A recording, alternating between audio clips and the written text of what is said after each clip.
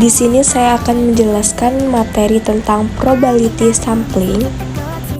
Apa itu probability sampling?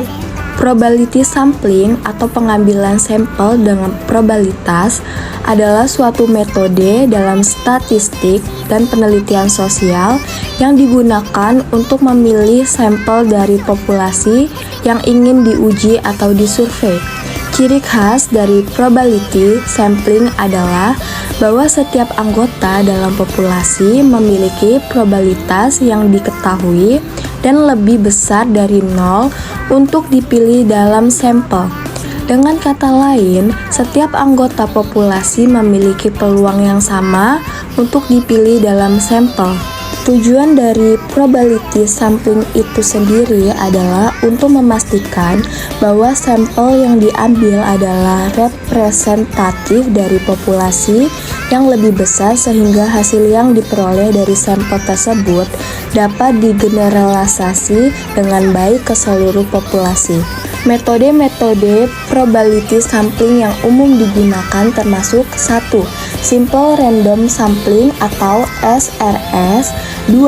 Stratified Sampling, 3. Systematic Sampling, 4. Cluster Sampling, dan kelima Multistage Sampling. Dari kelima metode itu, saya mengambil satu metode saja yang untuk saya jelaskan, yaitu Stratified Sampling. Stratified Sampling adalah metode pengambilan sampel yang digunakan dalam statistik dan penelitian sosial di mana populasi dibagi menjadi beberapa subkelompok yang disebut strata berdasarkan karakteristik tertentu seperti usia, jenis kelamin, pendapatan, atau lokasi geografis.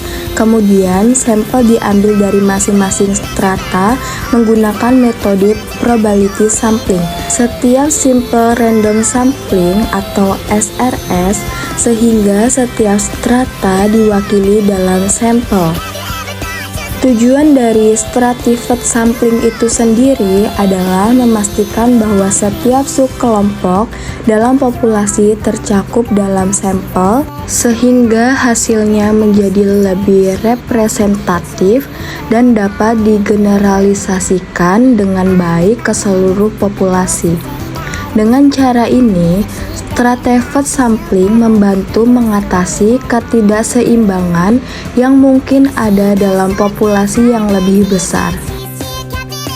Langkah-langkah dalam stratified sampling meliputi 1. Identifikasi strata, yaitu pilih karakteristik yang akan digunakan untuk membagi populasi menjadi kelompok-kelompok kecil yang disebut strata. 2. Pembagian populasi, yaitu bagi populasi menjadi strata berdasarkan karakteristik yang telah Anda pilih. 3. Hitung ukuran sampel, yaitu tentukan beberapa banyak sampel yang akan diambil dari setiap strata. 4. Pilih metode sampling. Pilih metode sampling yang sesuai untuk setiap strata seperti simple random sampling. 5. Ambil sampel. Ambil sampel dari setiap strata dengan menggunakan metode yang telah Anda pilih. 6. Penggabungan hasil.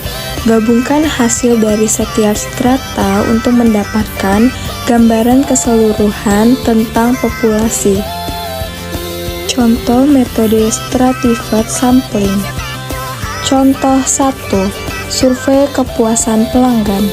Misalkan sebuah perusahaan ingin mengukur kepuasan pelanggan mereka di seluruh negara.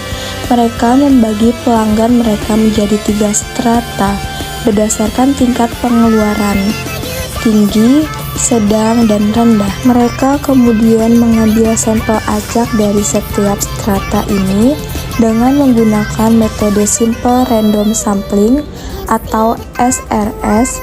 Dengan demikian, mereka mendapatkan pandangan yang seimbang tentang kepuasan pelanggan di berbagai tingkat pengeluaran.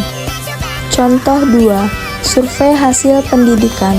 Sebuah departemen pendidikan di suatu negara ingin mengevaluasi hasil pendidikan di seluruh distrik. Mereka memutuskan untuk menggunakan stratified sampling berdasarkan zona geografis, misalnya perkotaan, pinggiran kota, dan perdesaan. Setelah itu, mereka memiliki acak beberapa distrik dari masing-masing zona ini. Di setiap distrik yang terpilih, mereka melakukan simple random sampling untuk memilih beberapa sekolah. Akhirnya, di setiap sekolah, mereka mengambil sampel guru dan siswa dengan menggunakan metode SRS. Dengan cara ini, mereka dapat mengumpulkan data yang mewakili berbagai konteks pendidikan di seluruh negara.